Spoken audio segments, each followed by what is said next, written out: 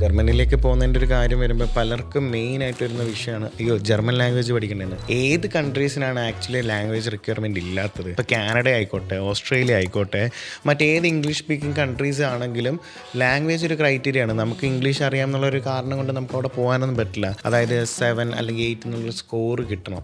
And it's not that easy. ഇപ്പോൾ comparatively പറയുകയാണെങ്കിൽ ജർമ്മനിയിൽ ജർമ്മൻ ലാംഗ്വേജ് പഠിച്ചുകൊണ്ട് അതിന് എഫേർട്ട് ഇട്ടുകൊണ്ട് പോകുന്നത് അധികം ഭൂരിപക്ഷം നേഴ്സുമാരായിരിക്കും. ആൻഡ് അത് മാത്രമല്ല അവിടെയുള്ള ഓപ്പർച്യൂണിറ്റീസ്, ഒരുപാട് സ്കിൽഡ് പ്രൊഫഷണൽസിനെ കാത്തിരിക്കുന്ന ഒരുപാട് ഓപ്പണിങ്സ് ഉണ്ട്. സോ ലാംഗ്വേജ് എന്നുള്ള ഒരു ക്രൈറ്റീരിയ ക്രാക്ക് ചെയ്യാൻ പറ്റിയിട്ടുണ്ടെങ്കിൽ ഇപ്പോൾ ജോബോട് കൂടി PR കിട്ടി ഫാമിലിയോട് എളുപ്പത്തിൽ സെറ്റിൽ ആവാൻ പറ്റുന്ന ഒരു കൺട്രി തന്നെയാണ് ജർമ്മനി. മറ്റ് കൺട്രീസിൽ അതായത് കാനഡ, ഓസ്ട്രേലിയ ഇവിടുത്തെയൊക്കെ പ്രോസസ്സിങ് ഡിലേ ഒക്കെ കമ്പാരിറ്റീവ്ലി നോക്കുകയാണെങ്കിൽ നമുക്ക് ഈസി ആയിട്ട് പോവാൻ, അതല്ലെങ്കിൽ ചിലവാണെങ്കിലും അതിൻ്റെ പ്രോസസ്സിങ് ആണെങ്കിലും കുറച്ചുകൂടെ എളുപ്പമാണ്. ആൻഡ് ലോട്ട് ഓഫ് ഓപ്പണിങ്സ് ഇപ്പോൾ ഉണ്ട്.